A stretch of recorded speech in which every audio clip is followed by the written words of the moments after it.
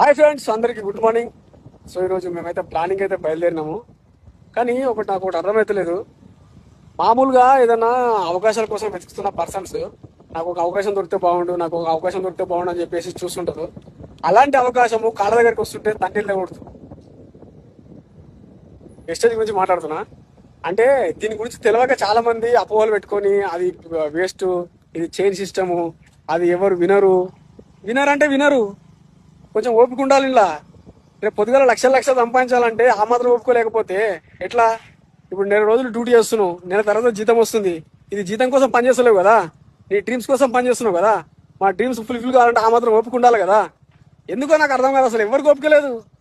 అరే కొంచెం ఓపిక తెచ్చుకోండి అబ్బా, అవకాశం మంచిది. ఇది అవకాశం గురించి తెలుసుకోండి. కొంతమందికి అయితే అసలు తెలుస్తలేదు.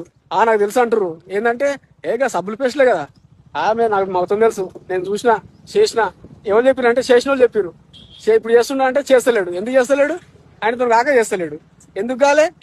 ఒకటే చేసిండు, 1 నెల చేసిండు, 2 నెలలు చేసిండు. తర్వాత అమ్మకి తిరుగుడేంద్ర నాయన అని చెప్పేసి భయపడి పారిపోయాడు.